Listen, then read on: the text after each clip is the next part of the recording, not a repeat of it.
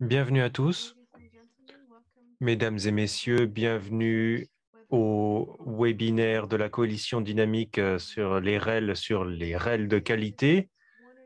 Merci beaucoup d'être venus à ce webinaire spécial de la Coalition dynamique sur les REL de qualité pour la semaine de l'éducation libre 2022. Aujourd'hui, nous allons parler des REL de qualité. Comme vous le savez peut-être, la recommandation sur les REL a été adoptée à l'unanimité à la 20e session de la conférence générale en novembre 2019 et elle soutient la création, l'utilisation et l'adaptation de REL de qualité et inclusible et équitable et elle développe la coopération internationale. C'est la seule instrument normatif international sur les REL. Le texte de cette recommandation est disponible sur le site web de l'UNESCO. Si vous tapez sur instrument juridique, recommandation REL UNESCO, vous allez arriver sur la bonne page et vous avez l'intégralité du texte dans les 6 langues officielles. J'aimerais souligner le fait, avant de commencer, que il y a une définition établie pour les REL dans ce document.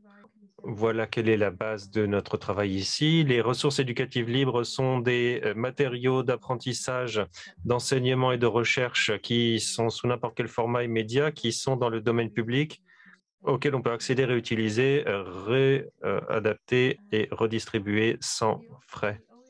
La coalition dynamique des REL a été lancée par l'UNESCO en 2020 et elle a été créée pour soutenir la mise en œuvre de la recommandation et c'est dans le cadre de cette coalition dynamique que nous organisons des webinaires réguliers pour diffuser l'expertise.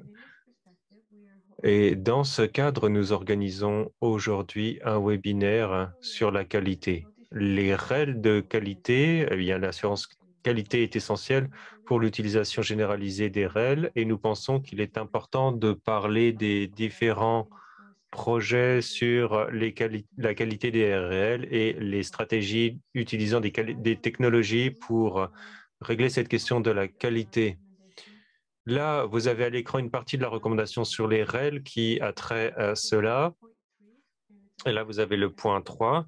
On encourage un accès effectif, inclusif, équitable à des REL de qualité. Le point F ici, c'est le dernier point. Développer et adapter des normes existantes fondées sur les faits, des références et des critères associés pour l'assurance qualité des REL, le cas échéant, en mettant l'accent sur les revues des ressources éducatives, qu'elles soient sous licence libre ou pas, selon des mécanismes réguliers d'assurance qualité. C'est ce que l'on dit, mais on parle aussi d'autres questions dans la recommandation qui ont leur importance pour la qualité des REL et on parle de ce qui est lié à l'inclusivité, l'accessibilité et l'accès équitable, et ce sont des points que l'on a mis en exergue sur l'écran. Aujourd'hui, le webinaire a pour but de sensibiliser et de partager les connaissances sur ce domaine. Et il y a 3 orateurs très intéressants. Le professeur Ulf Ehlers, professeur de gestion de l'éducation et de l'apprentissage tout au long de la vie, à l'Université d'État coopérative du Bade-Württemberg à Karlsruhe en Allemagne, la docteure Francine Barbosa, professeure associée à l'Institut de mathématiques et de sciences informatiques à l'Université de Sao Paulo, USP au Brésil, et le docteur Shan Bolatuela, assistant de recherche en apprentissage machine et data mining pour l'IA humaine et X5GON à l'University College de Londres. Après les présentations, il y aura un débat sur des questions. Pour les questions destinées au docteur Ehlers, nous allons prendre les questions immédiatement parce que le docteur Ehlers va devoir participer à une autre réunion immédiatement. Je donne la parole au docteur Ehlers. Vous avez la parole, monsieur. Merci beaucoup. Je vais parler du sujet de la qualité dans les REL. Aujourd'hui, c'est un sujet sur lequel je travaille dans le cadre des différents projets et contextes et réseaux. Cela depuis environ 15 ans. Nous remarquons une évolution dans le débat, dans les articles scientifiques et la bibliographie, aussi au sein des organisations et au niveau des décideurs. Auparavant, le débat sur les règles de qualité tournait autour surtout des définitions des métadonnées, par exemple, et de l'accessibilité. Désormais, de plus en plus, ces 2 ou 3 dernières années, nous en arrivons à une zone où nous pouvons aussi parler de la revue des mécanismes spécifiques de qualité et d'une didactique spécifique pour orienter les apprenants dans le monde, surtout pour trouver des règles de qualité et surtout des outils de recommandation fondés sur l'intelligence artificielle qui ont la puissance nécessaire pour choisir et sélectionner des règles pour les apprenants dans le cadre de leur trajectoire d'apprentissage tout au long de la vie. Il y a donc une évolution qui est à l'œuvre dans le débat et le projet récent que nous avons lancé pour la région Europe élargie a pour but de recueillir et de récolter des expériences autour de cela pour les rassembler dans un réseau défragmenté. C'est le réseau européen de catalysation des ressources libres dans l'éducation, encore en anglais. C'est un projet en cours sur lequel vous aurez toutes les informations à l'adresse web. Il y a bon nombre de partenaires au projet. La logique de ce projet est de travailler sur 5 problématiques distinctes qui, de façon directe ou indirecte, ont trait à la qualité. Nous pensons qu'il existe un manque actuellement d'entreprises du secteur privé et d'entreprises et d'organisations du secteur tertiaire, et même si ces ressources sont de plus en plus mûres, tout ne peut pas travailler ensemble dans un écosystème régional, encore moins mondial de dépôts. Et nous travaillons avec les collègues du Royaume-Uni à Londres, qui travaillaient aussi sur le projet X5GON, dont vous entendrez parler plus tard par mon collègue qui va donner la 3e présentation. Nous constatons aussi que la communauté des REL est fragmentée, par exemple entre secteurs éducatifs, et nous pensons qu'ils peuvent en apprendre les uns des autres si l'on pouvait simplement les rassembler dans une communauté commune. Nous pensons qu'il existe un manque de débat sur la façon dont l'éducation libre et les ressources éducatives libres peuvent aussi servir de catalyseur pour l'innovation dans l'éducation supérieure et dans des cadres d'éducation en donnant aux apprenants des possibilités de mûrir dans leur trajectoire d'autonomie pour l'apprentissage tout au long de la vie. Nous sommes aussi fortement convaincus que la question de la qualité est une question qui mérite plus d'attention et nous nous félicitons de la recommandation de l'UNESCO très fortement et du projet qui a adopté comme mission le fait de mettre en œuvre, en pratique, la recommandation de l'UNESCO pour la traduire et la transférer à l'écosystème politique européen sur l'éducation libre. Il y a 4 nuances que l'on appelle des cercles. Il y a des cercles qui sont donc des communautés de pratique et l'un de ces cercles est particulièrement dédié à la question de la qualité des REL. Ce cercle se réunit régulièrement, maintenant tout le temps dans ce que l'on appelle des groupes thématiques entre pairs et nous avons des cycles de 4 réunions et ensuite le cycle se termine à une réunion par mois et si cela vous intéresse de participer à l'un de ces cycles, si vous ne venez pas d'Europe, merci de nous le faire savoir. Nous vous inviterons à notre prochaine série d'ateliers thématiques qui vont commencer à l'automne. Les réunions de printemps sont actuellement en cours. Le projet publie des documents de position sur les différents sujets sur lesquels nous travaillons, la politique institutionnelle, la qualité, la technologie, etc. Et là, vous verrez des briefings sur l'innovation, sur différentes questions sur le site web. J'aimerais partager des résultats empiriques pour les 2 minutes qu'il me reste. Nous avons demandé environ 450 parties prenantes de la communauté élargie des REL avec quelle confiance ils jugent la qualité de leur REL et on voit la différence entre les directeurs dans l'éducation supérieure et les éducateurs. Il y a une différence. Les dirigeants ne sont pas si confiants alors que les éducateurs professionnels sont bien plus confiants avec différentes dimensions de la qualité. Et nous voyons que cette question est représentative de bien d'autres attitudes et d'attentes et d'expériences en matière de REL, et l'on appelle cela l'écart entre les dirigeants et les praticiens. Et nous sommes fortement convaincus que dans les institutions, il faut beaucoup plus de forums multiparties prenantes pour échanger entre ces deux grands groupes, les dirigeants des institutions et de l'autre côté, les praticiens. La deuxième question, le deuxième résultat que je souhaitais partager avec vous, c'est qu'on voit une évolution de l'environnement et des parties prenantes. Dans l'éducation supérieure, on voit de plus en plus qu'il y a moins de résistance fondamentale à l'ouverture avec des matériaux d'apprentissage, d'utiliser des ressources éducatives libres et pour faire la promotion du libre dans l'éducation. Néanmoins,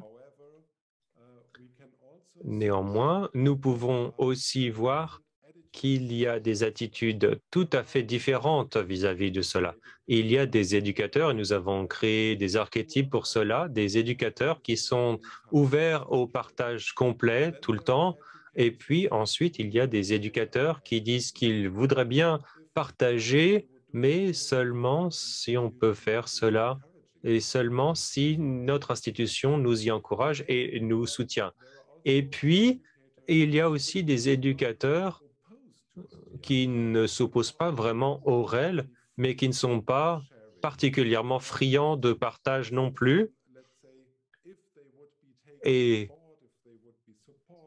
si on leur apportait le soutien nécessaire, la formation nécessaire, peut-être que s'il y avait des politiques idoines, eh bien aussi, ils rejoindraient le train.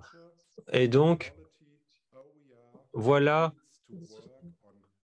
et pour l'avenir, pour des REL de qualité, il faut travailler sur des cultures de qualité qui travaillent sur les ressources éducatives libres de qualité dans nos institutions. Nous pensons que nous abordons une nouvelle décennie où la résistance est en baisse et il faut que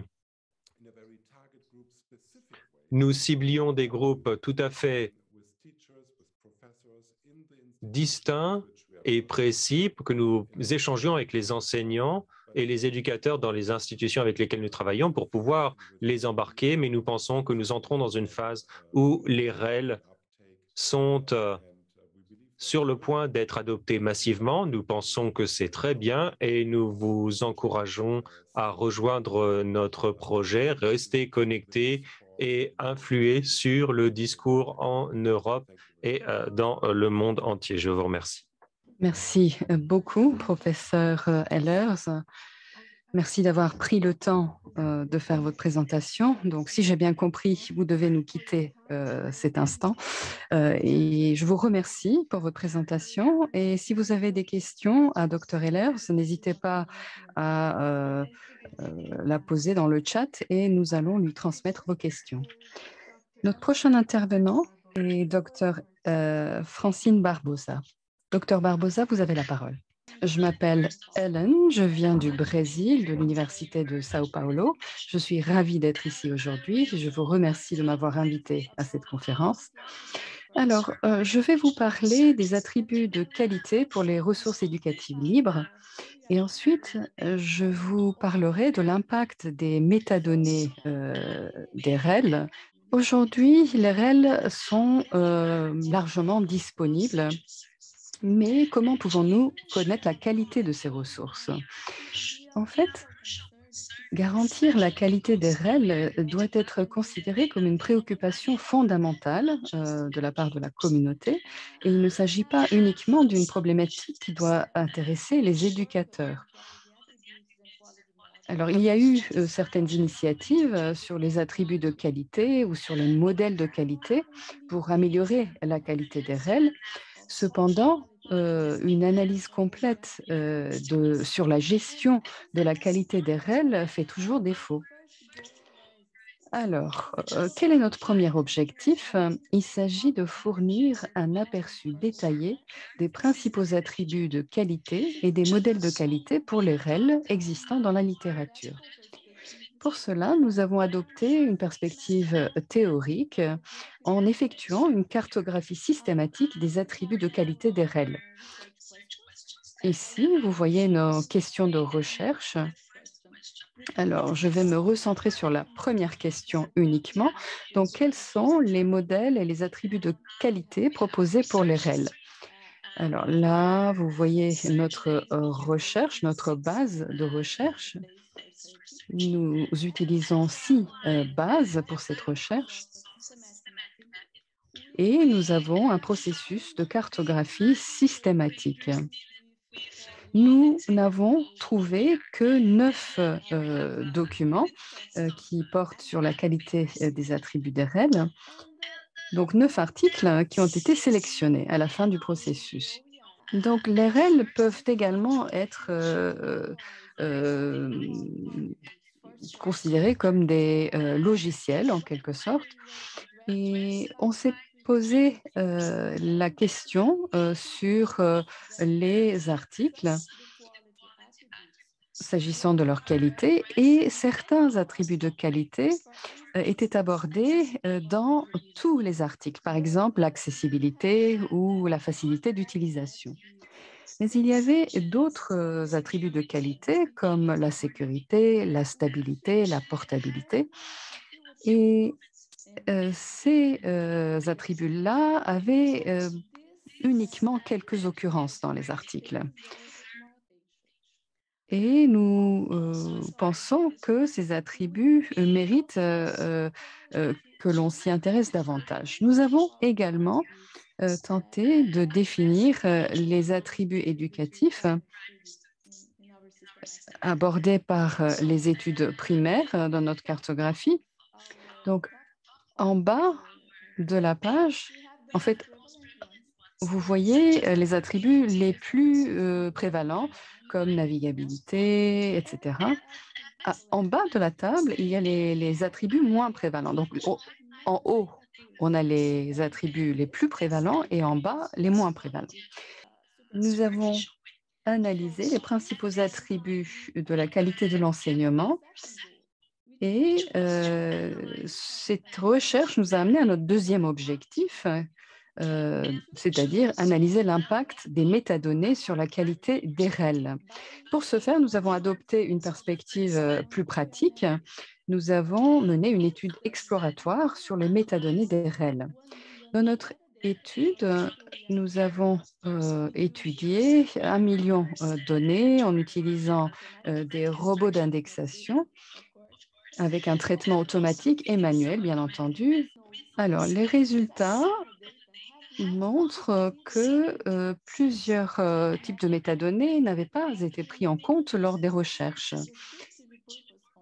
Et les métadonnées ont été utilisées à des fins descriptives uniquement. Environ 28% seulement des métadonnées sont utilisées par le mécanisme de recherche des REL. Les autres ne sont pas accessibles pour les utilisateurs pendant la recherche. Et ceci constitue un problème, puisque ces REL sont directement liés à leurs métadonnées. Et les métadonnées constituent des ressources très importantes, des ressources de qualité. Et il y a 3 aspects très importants concernant les métadonnées. Les métadonnées doivent être directement liées au contenu des REL et nous n'avons pas trouvé cela dans notre recherche. Il y a la conformité avec les normes ce qui est très important pour l'interopérabilité et l'échange des contenus. Nous avons trouvé plus de 13 manières d'inclure la date dans les métadonnées. C'est une chose très simple, mais cela peut constituer un obstacle à la recherche. Et les métadonnées doivent être faciles à comprendre. Donc, l'absence de l'un de ces éléments aura forcément un impact sur la qualité des REL. On parle d'impact, mais quel type d'impact? Eh bien, on peut avoir du mal à identifier les ressources pertinentes, les termes pertinents dans les métadonnées. Un manque de documentation pour aider les utilisateurs à comprendre la signification de chaque métadonnée. Et une mauvaise description des métadonnées, une asymétrie interne. Les ressources d'un même dépôt de REL ont des métadonnées différentes, c'est ce que nous avons constaté dans notre recherche, et une asymétrie externe. Les collections TEREL ont adopté des ensembles de métadonnées différents, ce qui rend les recherches intégrées peu pratiques. Bon, j'ai très peu de temps, donc pour conclure, je vais mettre en exergue deux problématiques importantes. Tout d'abord, il y a un fossé entre la littérature et la pratique, s'agissant de la qualité. La qualité des REL, des ressources éducatives libres. Donc, plusieurs approches ont été proposées dans la littérature, mais ces approches-là sont loin de la réalité des REL. Donc, nous avons besoin d'autres hypothèses, davantage de recherche. Et il faut que l'on s'intéresse davantage aux spécialistes au lieu de nous intéresser aux utilisateurs communs des REL, comme les étudiants, les enseignants, les technologues, etc. Et la plupart des évaluations sont effectuées dans des environnements contrôlés avec peu de ressources et peu de métadonnées, ce qui a un impact sur la qualité de notre recherche. Deuxième problématique, comment identifier les REL avec des métadonnées de mauvaise qualité? Alors, il y a beaucoup de ressources cachées dans les collections des REL et ces ressources ne peuvent pas être utilisées par des métadonnées de mauvaise qualité. Alors, comment pouvons-nous identifier ces ressources de bonne qualité, de qualité? Je pense qu'il faut vraiment se recentrer sur la qualité des métadonnées. J'ai inclus quelques éléments, les articles que nous avons utilisés. Pour plus d'informations, je vous remercie de votre attention. Merci beaucoup, Dr Barbosa, pour cette présentation très intéressante sur l'utilisation des métadonnées pour définir la qualité des REL.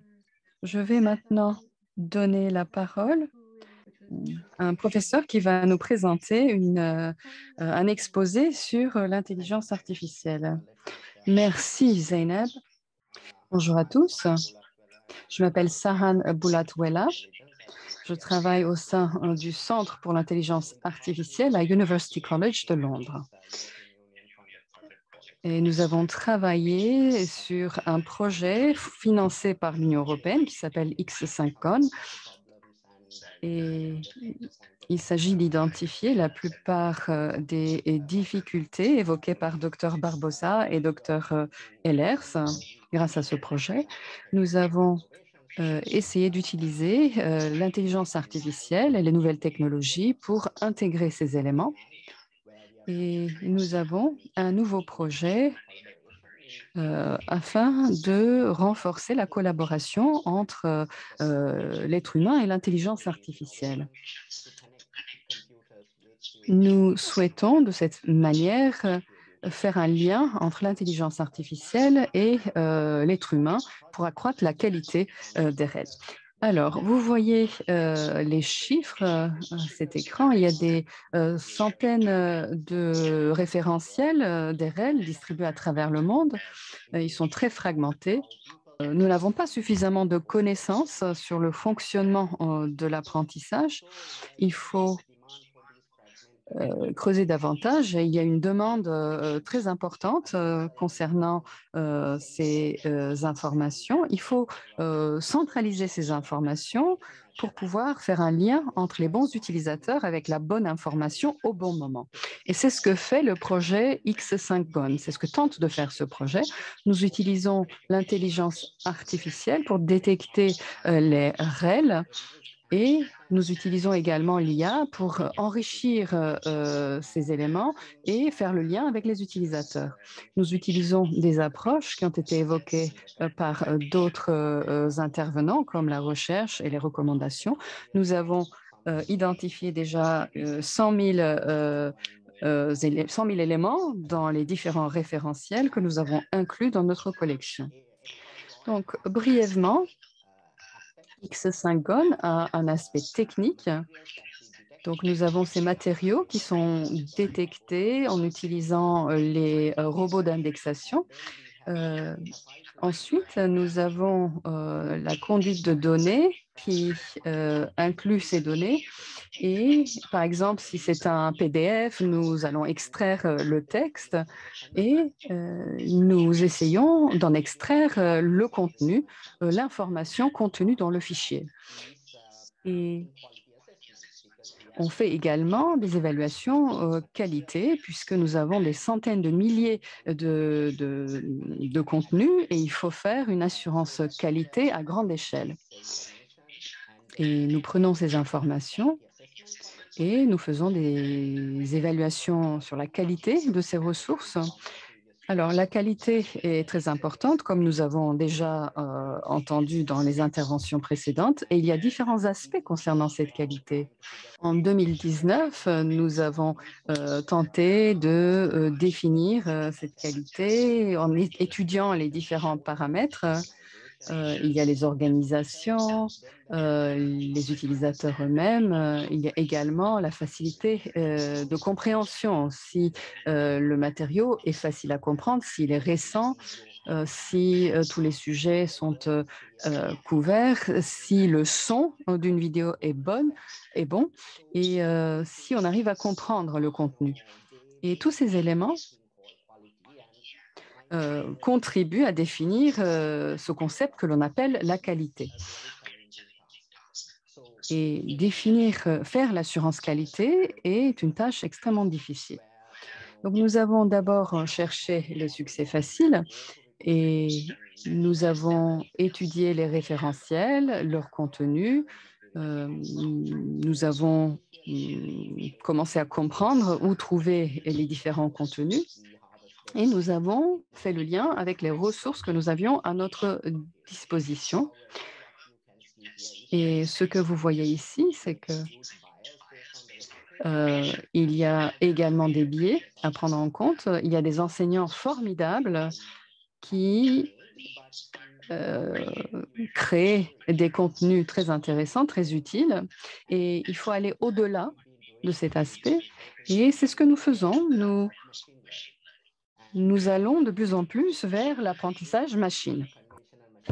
Alors, quand on fait de l'apprentissage machine, il y a une tâche où l'on prend des étiquettes, par exemple des indications de qualité, et l'on essaye de trouver des tendances dans ces matériaux que l'on peut attribuer à telle ou telle qualité, et sur cette base, essayer de développer un modèle d'inférence.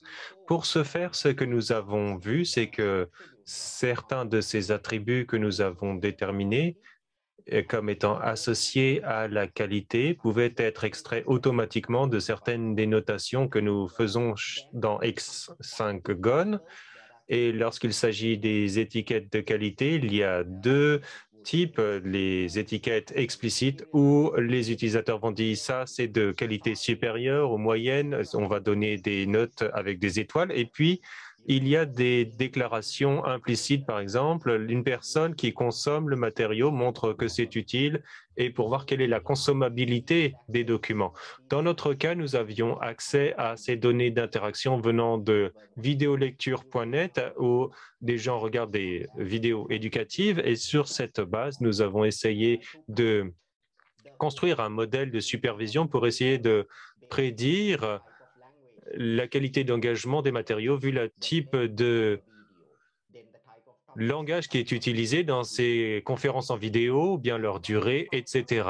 Et ce que l'on a vu, c'est que c'est assez faisable de procéder comme cela. Ce que vous voyez, ce sont les résultats où l'on prend l'ensemble de données de vidéolecture et que l'on classe cela selon le pourcentage de vidéos que la population va regarder en général. Si l'on utilise le modèle de prédiction que nous avons utilisé pour construire cela, la corrélation entre les pertinences est environ de 75%. Cela ne vient pas résoudre le problème, mais nous visons à annoter les matériaux avec certains aspects de qualité, comme la qualité d'engagement ou la compréhensibilité, en regardant des données qui sont corrélées à la qualité. Certains autres résultats qu'on a constatés sont que quand on prend ces notes, ces signaux d'engagement qui viennent des vidéos, ils sont corrélés avec les notations en étoiles qui sont données, ce qui est aussi une suggestion prometteuse qui montre qu'il y a une relation entre la façon dont le public perçoit la qualité. Sur cette base, en ayant ce genre d'instrument de qualité, on peut intégrer cela dans notre processus d'enrichissement. Et comme l'a dit le docteur Barbosa, l'un des grands problèmes avec les ressources éducatives libres, ce sont les métadonnées qui ne sont pas bien alignées avec le contenu effectif. Ce que l'on essaye de faire ici, avec ce pipeline, c'est que bien sûr, nous recueillons les métadonnées, mais nous essayons aussi de recueillir notre propre version des métadonnées où nous étudions le contenu et on associe cela avec nos propres sujets pour avoir nos propres annotations sur les informations disponibles dans ce document. Quelle langue est utilisée? Quels sont les contextes textuels disponibles dans ce document?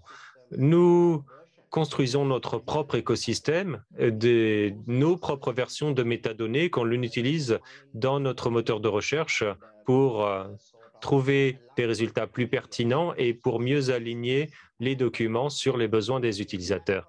Récemment, nous avons lancé le projet Human AI. On essaye de relier les utilisateurs et de les engager et la qualité perçue varie selon les personnes. Ils se fondent sur les jugements et les recommandations d'autres personnes. Et ce que l'on souhaite voir, c'est voir comment l'on peut, nous, recueillir cela et l'exploiter. Pour faire des jugements sur la qualité, ce que l'on a fait avec X5 Learn, c'est la plateforme d'apprentissage tournée vers les utilisateurs qui est fondée sur X5 Gone. Nous donnons aux utilisateurs des indications sur la qualité où on leur présente des résultats pour leurs questions de recherche et on leur dit quelle est la date de ces documents, d'où ils viennent et aussi des indications sur la durée, si c'est une vidéo. Si l'information est disponible, on leur fournira pour qu'ils puissent prendre leurs décisions éclairées. Ce que l'on peut voir ici, c'est que sur la plateforme, en fait, vous pouvez voir sur cette chronologie, on voit différents sujets multimédia qui domènent dans cette partie du document pour que vous puissiez connaître le contenu, le sujet du document. Et quand un utilisateur décide de consulter un document, on a un lecteur vidéo où là encore, on peut essayer de rendre compte de la... with the material which can feed into the machine learning models that I proposed earlier. And also something that we've been doing recently is to try to understand how we can encourage users to provide us with explicit information about quality as part of their interaction process with this platform. And in the future, what this will lead us to is trying to figure out how we can use these labels to better understand materials, especially when we are working with the scale of hundreds of thousands of materials that are coming from multiple languages, multiple modalities, etc. When you have time, I encourage you to also visit x5learn.org and do searches. And at the same time, X5Gone is very interested in ingesting new repositories into our platform so that we can index more repositories that are fragmented together to be accessible to the world population from one place. So if you have any support you can give us on that front, we are very welcome to have a conversation and see how we can collaborate.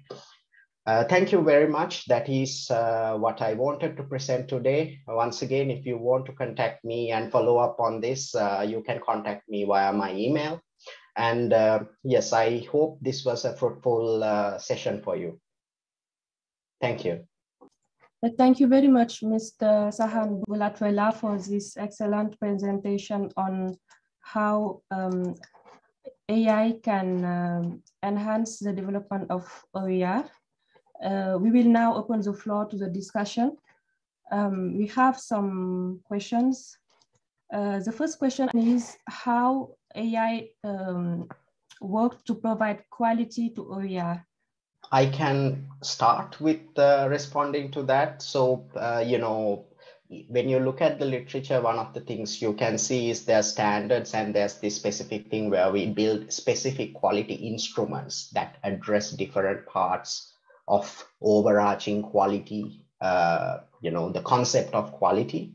So at least on our end, what we've been focusing on trying to identify these different components or different areas of quality and try to see if we can build prediction models that could approximate these factors, and also in doing so try to understand if we can build explainable models where we can understand what patterns are captured by these artificial intelligence models. For example, when you look at video lectures, the papers, the citation was also there in the paper. We also show this analysis where you could see how the longer video gets, how that discourages users to drop out from the video, and how having multiple long pauses within a video discourages users to disengage with a material. So that way, what we try to do is to have a data-centric model that also explains the natural phenomenon, but helps us to scalably make additional annotations that we can use in different systems to either inform the user or sometimes make rankings or recommendations based on these values as well. Yeah, I agree with you. And just to complement, AI is very important to make the search better, right? And even in the context of the metadata, we need to apply AI also to improve our search and to improve the user experience in searching. If we use the AI to do so, it will be great, and we will have a more quality OER retrieved also. On récupérera plus de réels de qualité en accord avec ce que veulent vraiment les utilisateurs. Il faut que l'on utilise l'IA pour améliorer les choses. Je pense que c'est fondamental. J'aimerais simplement soulever un fait, une question que se posent certains participants qui viennent du monde de l'éducation supérieure plus traditionnelle, comme vous l'avez dit. Je crois que c'est Sahan qui avait dit que la qualité est un mot assez chargé. C'est un mot chargé. C'est comme vraiment une mitrailleuse. Il y a tellement de connotations qui y sont associées, et dans le monde traditionnel de l'enseignement supérieur, avant les REL, avant la généralisation du numérique, la qualité voulait dire que l'on avait des critères liés à une accréditation, et l'assurance qualité dans le monde de l'assurance qualité, eh bien, cela peut s'appliquer, ça ne s'applique qu'aux choses qui sont adaptées, aux choses qui sont faites bien du premier coup, pour montrer que quoi que vous fassiez, cela est fait bien du premier coup, que ce soit dans l'éducation ou la brasserie. C'est cela que l'on utilise comme acception de la qualité dans l'assurance qualité. Alors, nous avons des questions concernant le contexte et des questions concernant une question de mon collègue Omar Djouma qui traite des critères. Quels sont les critères utilisés et est-ce que les critères sont utilisés, est-ce que des critères sont utilisés pour déterminer si des REL sont de qualité ou pas? Dans le chat, vous pouvez répondre à la question, mais j'aimerais aussi souligner un point qui est important dans le débat sur l'assurance qualité. Le débat va traiter des programmes et des documents d'apprentissage et comment ils vont être incorporés. Et il est important de voir que l'on parle aussi de l'utilisation de documents qui sont disponibles en numérique, parce que sinon on n'aurait pas de métadonnées. Et il s'agit de documents d'apprentissage qui sont sous licence libre, qui sont numériques et qui ont des métadonnées. Donc, c'est une étape au-delà de ce que l'on conçoit généralement. C'est un débat assez poussé qui ne parle pas simplement des ressources éducatives libres et pas seulement de l'assurance qualité. Il faut reconnaître le fait que l'on parle de sujets ici qui ne sont peut-être pas aussi généralisés que dans d'autres cercles. Et je vais m'en arrêter là, mais vous avez la question de mon collègue Oumar. Docteur Boulatouela, est-ce que vous aimeriez y répondre pour commencer? Oui, concernant la façon dont on s'aligne sur différents programmes, bien, pour l'instant, on dépend des métadonnées pour procéder à ces déterminations. Mais il y a aussi un argument développé par certains des collègues avec qui je travaille, qui travaillent dans la communauté du data mining éducatif, selon qui il y a différents aspects de la qualité auxquels il faut penser. Tout d'abord, il faut être indépendant du contexte. Il ne faut pas que ce soit associé au contexte des utilisateurs, par exemple ce que connaît déjà l'utilisateur, ce qui l'intéresse. Tout cela, ce sont des états personnels. Alors que dans un contexte agnostique à la qualité, au contexte, comme on l'appelle, il s'agit de voir quel est le statut de ce document pour savoir s'il est intéressant ou s'il est aligné sur les buts d'apprentissage. Et les travaux que j'ai présentés aujourd'hui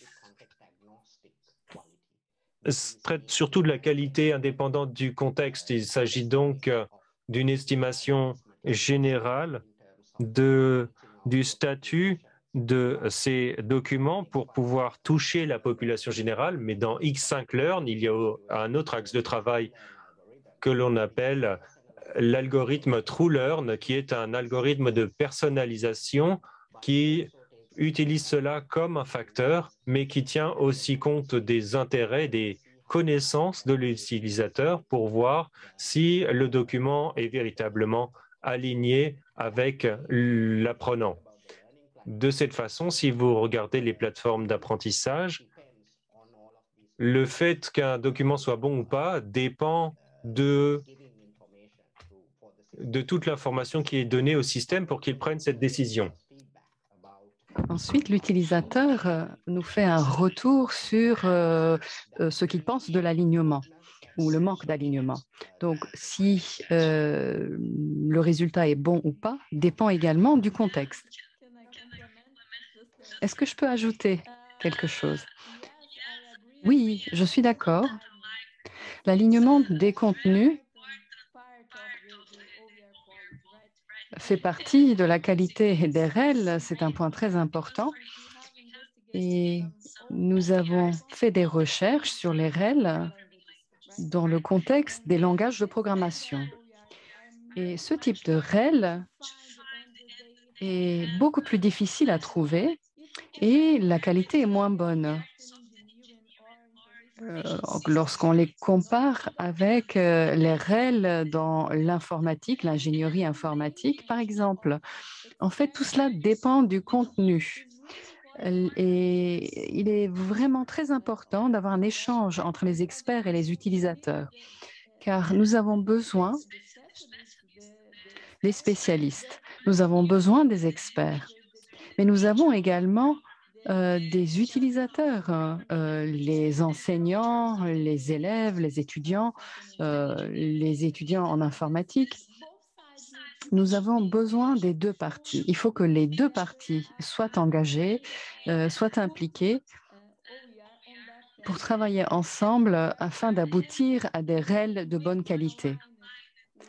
Et grâce à leur alignement, on peut également produire des REL avec un meilleur alignement par rapport à leurs attentes. Alors, il y a une autre question. La qualité dépend-elle également du contexte des résultats d'apprentissage? Y a-t-il d'autres questions? Est-ce que je peux poser une question? Avez-vous travaillé avec la communauté de l'enseignement supérieur qui œuvre dans le domaine de l'assurance qualité? À qui posez-vous cette question? Alors, est-ce que les choses avancent? Puisque la communauté qui œuvre dans le domaine de l'assurance qualité cherche à faire en sorte que les REL, lorsqu'elles sont utilisées, sont considérées comme un bon outil, un outil efficace.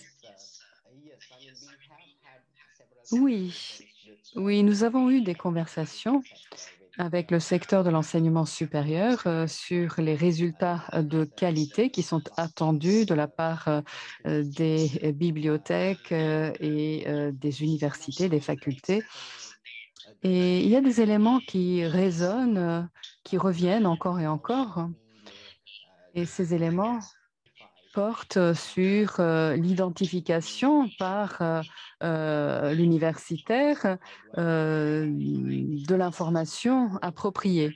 Comment savoir si l'élément qu'on a à notre disposition est l'élément dont nous avons besoin pour produire le matériel didactique? Et il s'agit là d'une exigence vis-à-vis des REL. Il y a également des normes de qualité et nous en discutons et nous avons également des articles qui portent sur cette question dans la littérature. Alors, nous pensons qu'il s'agit là d'outils formidables, comme vous l'avez dit tout à l'heure. Donc, lorsqu'on crée des contenus, ces outils sont très utiles. Donc, on est à un niveau minimum qu'il faut dépasser pour être compris ou pour être accepté comme un matériel de qualité. Et lorsqu'on dépasse ce niveau-là, comment distinguer entre différents types de matériel didactique? Donc, nous avons fait des analyses de contenu et nous avons travaillé sur la pertinence, sur les licences. C'est le système qui gère les licences et c'est plutôt sur la facilité d'utilisation plutôt que la qualité. Et le contenu et comment trouver le bon contenu parmi les centaines de milliers de contenus qui existent, c'est cela le problème qui se pose et c'est de cela qu'il s'agit lorsqu'on parle des métadonnées. Donc, est-ce que je dois regarder cette vidéo avant de l'inclure dans mon cours, par exemple? Docteur Barbosa? Alors, j'ai démarré ma recherche il y a bien longtemps. J'ai commencé avec la qualité des logiciels. J'en ai parlé un petit peu dans ma présentation. Donc, la qualité des logiciels, eh bien, il est difficile de garantir la qualité des systèmes de logiciels. Il est difficile d'évaluer la qualité également. Et il en va de même pour les ressources éducatives libres. Mais je pense que pour les logiciels, il y a davantage de recherches disponibles. Nous sommes mieux organisés dans le domaine des logiciels que dans le domaine des ressources éducatives libres. Nous n'avons pas fait beaucoup d'efforts pour définir ce qu'est la qualité. De quoi s'agit-il lorsqu'on parle de qualité pour les REL? Nous essayons de trouver des attributs, mais comment mettre en pratique ces attributs-là. Je pense qu'il s'agit là d'un point très intéressant. Il faut approfondir ces recherches. Si on permet aux utilisateurs, si on leur donne des outils pour mesurer la qualité et si on leur donne des orientations, des moyens d'améliorer la qualité des REL, je pense que l'on peut mieux les impliquer dans le processus et nous pouvons mieux collaborer pour développer ces ressources éducatives libres. Je pense qu'il faut travailler ensemble. C'est en travaillant ensemble que l'on peut produire des REL de qualité. Mais il faut, au préalable, définir un certain nombre de critères de qualité, des mesures de cette qualité, des critères pour mesurer cette qualité et ne pas se contenter de les inclure dans la littérature. Cela ne suffira pas. Merci. Nous avons eu une discussion très intense. Est-ce que vous pouvez dire un mot ou deux, enfin, dire brièvement sur la situation? Très brièvement. Dr. Sahan. Alors, comment je vois les choses, en tout cas en ce qui concerne mon programme, on essaye de comprendre comment on peut appuyer l'intelligence artificielle avec l'être humain et nous cherchons à créer une intelligence artificielle collaborative. Et l'être humain guide l'intelligence artificielle comme l'intelligence artificielle facilite le travail de l'être humain. Donc, il y a une gestion qualité à faire, une assurance qualité à faire. Et dans les étapes liminaires, on fait davantage de progrès car la communauté commence à comprendre les attentes vis-à-vis de la qualité attendue et on trouve des méthodes de mesure objectives, des critères de mesure. Et tout cela nous permet également d'impliquer les utilisateurs si un élément ne fonctionne pas, si ce n'est pas clair, etc. L'utilisateur peut nous faire un retour et nous comprenons mieux comment les gens apprennent et comment ils interagissent et comment ils envoient les messages appropriés. Et voilà, donc on commence à avoir des aperçus tout à fait intéressants. Eh bien, s'agissant du point de vue technologique, je pense qu'il faut améliorer nos mécanismes de recherche, comme je l'ai dit dans ma présentation.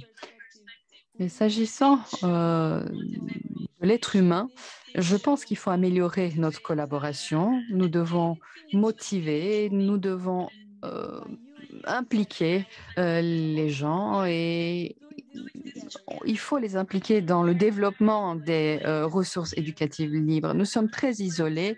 Je fais ma recherche dans mon coin. Je développe mes propres REL et il n'y a que mon groupe qui utilise ces REL-là. Eh bien, ce n'est pas le but des REL. Et nous devons engager davantage de personnes, nous devons impliquer davantage de personnes si on veut aller plus loin. Merci, merci beaucoup. Merci à l'ensemble des participants. Nous avons dépassé l'heure de la fin de 2 minutes. Je tiens à informer nos participants que nous avons également pris note des questions posées dans le chat. Et n'hésitez pas à vous inscrire pour que l'on puisse vous informer des différentes activités. Et n'hésitez pas à partager des informations sur ce que vous faites également dans le cadre de cette coalition. Je tiens à remercier Dr. Barbosa, Dr. Ehlers, Dr. Boulatouela et nos interprètes, nos techniciens, les participants. Et nous allons revenir vers vous sur la prochaine réunion de la coalition dynamique. Merci à tous. Bon après-midi, bonsoir et bonne journée. Merci à tous. Au revoir. Merci. Au revoir.